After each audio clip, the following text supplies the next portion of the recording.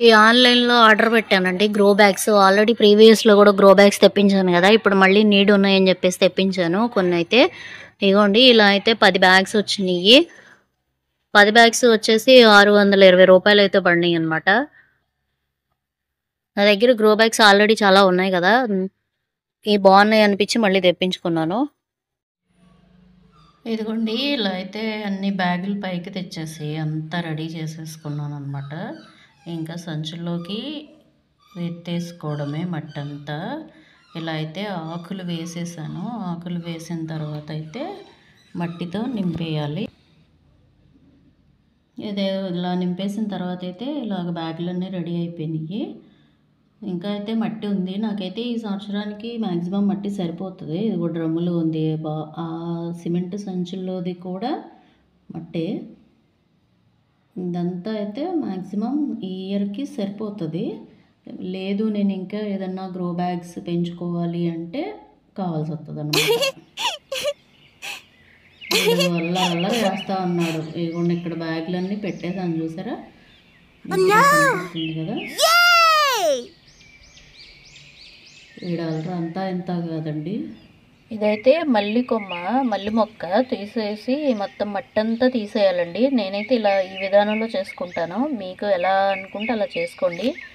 ఈ వేర్లు అనేవి ఉన్నాయి కదా! వేరుల్లో అయితే మట్టి గట్టిగా అయిపోయింది. ఆ మట్టంతా అయితే తీసేసాను. తీసేసి దాన్ని మళ్ళీ నేనైతే రీపాట్ చేస్తున్నాను. ఇది అయితే 2 మొక్కలు ఉన్నాయండి. నేను 2 కుండీల్లో అయితే వీటిల్ని పెట్టుకుంటాను. ఈ వేర్లన్నీ అయితే కట్ చేసేసాను నేను. కొత్త వేరు వస్తుందిలే అని చెప్పేసి. ఇది సీజన్ వచ్చేసింది కదా మల్లెపూలకి.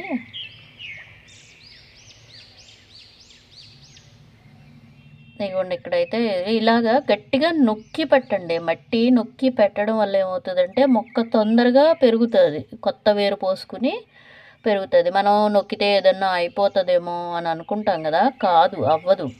అది నొక్కటం వల్ల ఏమవుతుందంటే మనకు ఊపిరి ఆడక అన్నట్లుగా అలా చేసే మట్టిని అప్పుడు కొత్త వేరు త్వరగా పుడుతుంది అనమాట. అందుకనైతే గట్టిగా నొక్కే పెట్టుకోండి మట్టిని. తర్వాత అయితే మొక్క వేసిన తర్వాత నీరు కూడా పోయాలి కదా, నీరు కూడా పోసేసుకోండి.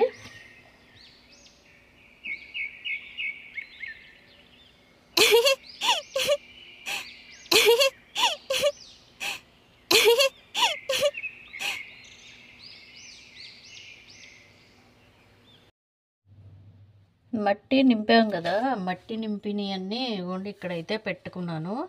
ఇదైతే ఏంటంటే అంతకుముందు చెక్క మీద ఉండేవి కదా పచ్చిమిర్చి మొక్కలు, అవి తీసేసి దాని ప్లేస్లో ఇది పెట్టాను. ఎందుకంటే గ్రో బ్యాగులకి కింద బేస్ అనేది మంచిగా ఇవ్వాలి కదా, సో అందుకని ఇలా అయితే పెట్టుకున్నాను. ఇక్కడైతే ఈ పక్కన ఉన్నాయన్నీ ఇటు సదిరి అటు పక్కకు అటు సదిరి ఇలా అయితే పెట్టాను. ఇదైతే ఆ దానిమ్మ మొక్క అయితే ఇక్కడ ఉండేది.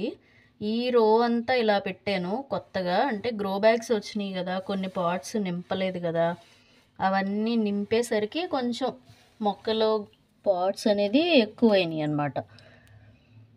ఇది చూసారా, ఈ 2 లైన్స్ ఇంతకుముందు వేరే మొక్కలు ఉండే, ఇవన్నీ ఇప్పుడు అటు ఇటు మిక్స్ చేశాను అనమాట. ఎందుకంటే వేసవికాలం వస్తుంది కదా, మనం కొంచెం నీడ ఎటువైపు ఉంది అనేది చూసుకుని ఆ పక్కకి అనేది మొక్కలు పెట్టుకుంటే రేపు మంచి మిడ్ సమ్మర్లో అయితే దానికి మనం ఏదన్నా మంచిగా సాయిల్లో ఫర్టిల్ ఉండేలాగా ఇవ్వడానికి అవకాశం ఉంటుందన్నమాట. అందుకని నేను ఇలా అయితే ఇదంతా ఆర్గనైజ్ చేశాను. ఇక్కడ కూడా వేరే పాట్స్ ఉండేవి కదా, అవి తీసేసి ఇక్కడ కూడా కింద అనేది మనకి ఒక బిళ్ళలాగా ఉంటుంది కదా చెక్క, అందుకని ఆ చెక్క మీదకి గ్రో బ్యాగ్స్ ఇచ్చాను.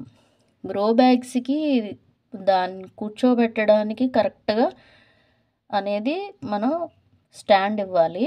నేనైతే చెక్క ఉంటే దానికి ఆల్రెడీ సెట్టింగ్ చేసిందే దాని మీద కూర్చోబెట్టాను వాటిని.